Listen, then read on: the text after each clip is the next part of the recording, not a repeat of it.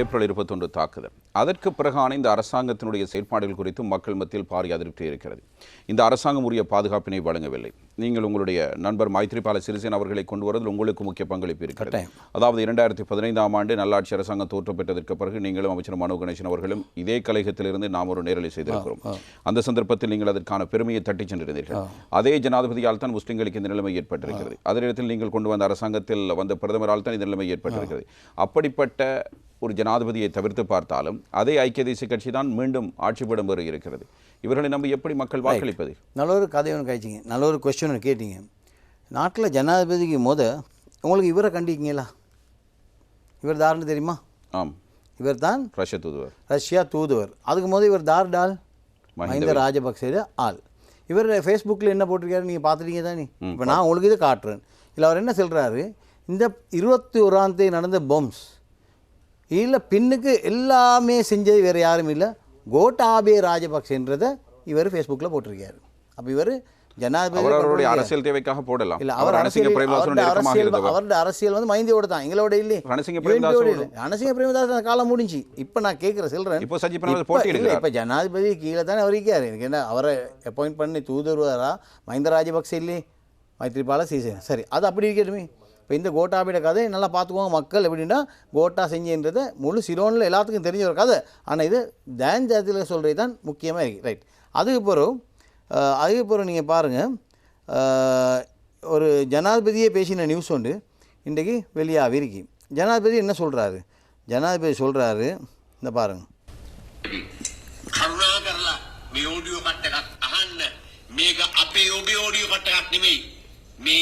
මෛත්‍රීපාල යාපා සිරිසේන නැමැති රටේ පළමු පුරවැසියාගේ ඔඩියෝ කට්ටකින් අපි ඔබෙන් සමුගන්නවා. දැන් ඔබතුමාගේ පාවුලිය තුන හතරේ කියලා මේ සිදුවීම් පාවුලිය තුන හතරේ නෙවෙයි තුනක් ඉස්සර වෙලා තියෙනවා. දැන් සිදුවීම් වල දැන් තමුන්ලාසලා විශේෂයෙන් මාත් එක්ක කතා කරන්න මේ උදාහරණයක් මම ගන්නවා මොරේ සිද්ධිය නිසා. ඒකට මොරේ සිද්ධියනොයි කලින් සිද්ධියනොයි යන වෙනස රාජපක්ෂ ආණ්ඩුවකාර සිද්ධිය නැතිව ආණ්ඩුව කොහොම පැහැදිලිව අන්තවාදී සංවිධානයේදී ඔක්කොම රාජපක්ෂලා ඉන්නේ. හැබැයි මොර සිද්ධිය ආණ්ඩුවේ කරපු එකක් නෙවෙයි. ආණ්ඩුව කියන්නේ අපිනේ මමනේ. ඒකට මේ ආණ්ඩුවේ කරපු එකක් නෙවෙයි මොර සිද්ධිය. හැබැයි රාජපක්ෂලා කාලේ සිද්ධියද ආණ්ඩුව. ඒක මොකක් පැහැදිලිව කියනවා.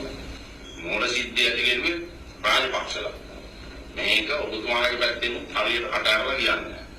මේක තමයි මේක ඇත්ත කතාව. ඒකට මේ දැන් අම්පාරේ සිද්ධිය ඉස්සෙල්ලාම මේ සැරේ අම්පාරේ සිද්ධිය ලැබේ කවුද තරත් පිළිසෙකට ගෙව්වේ. තරත් පිළිසෙකට ඉන්ජුරි එකක් හදාගෙන දිනවා. එයා අවුරුද්දකට සැරයක් මාර්තු සැප්තැම්බර් වල ජීනීවා යනවා. ඊළා සිංහල ජනතාවගෙන් කියලා ආගින් කතා කරනවා. ඒකට ඒ සිද්ධිය සම්පූර්ණයෙන් ප්ලෑන් කරලා කරේ තරත් පිළිසෙකට.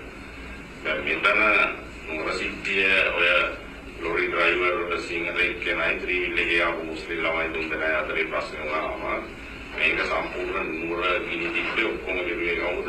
ඔය පොට්ටුවේ කට්ටිය. දැන් ඇරස් කරලා ඉන්න ඕගොල්ලෝ බලන්න කවුද ඉන්නේ කියලා. පොට්ටුවේ ඉල්ලපු മന്ത്രിවරු පිටරෙක් ඉන්නවද? දිනපයි කිරිනෙක් ඉන්නවද?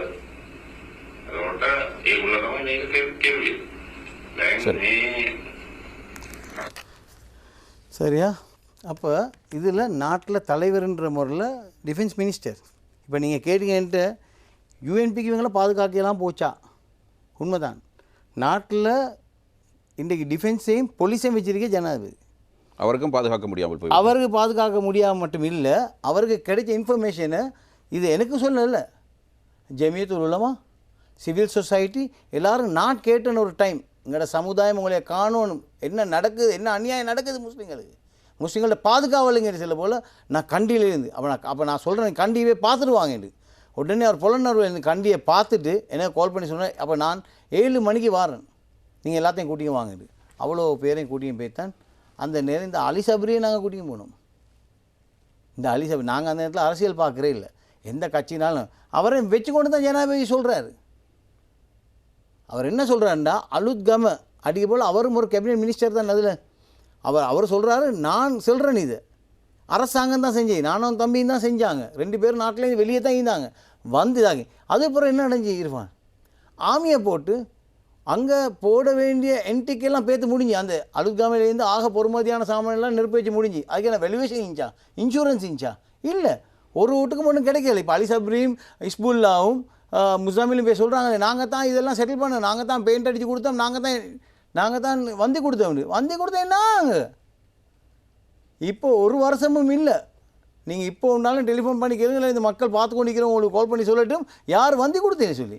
டிஎம் சுவாமிநாதன்ட்டு ராவ் பவர் குறைஞ்ச ஒரு 20 தரக்க நாங்கள் பேத்திருப்போம். அழுங்காமல் ஆட்களையும் கூட்டிட்டு தான் போனேன். ஏழுமான மாட்டோம் அவங்களையும் கூட்டியும் போனோம், நான் தனியும் போனோம். பேத்து நாங்கள் நின்று டாக்குமெண்ட்ஸ் எல்லாம் செஞ்சு கேபினெட் அனுப்பி கேபினெட் அப்ரூவல் எடுத்து எல்லாம் தாக்கி ராஜ்யத்தை நானும் அந்த சல்லி கொடுக்குற நேரம் இருந்தவங்க. அந்த மாதிரி ஒரு நிலைமை தான் அங்கே இருந்துச்சு. அப்போ இன்றைக்கு யாரோ கிளைம் பண்ணுறாங்க, நெருப்பு வச்சவனோலே நாங்களே பெயிண்ட் அடித்து கொடுத்துட்டு நாங்களே இந்த சல்லியும் கொடுத்தேன்னு சொன்னால் மக்கள் விலையும் கொள்ளணுமே.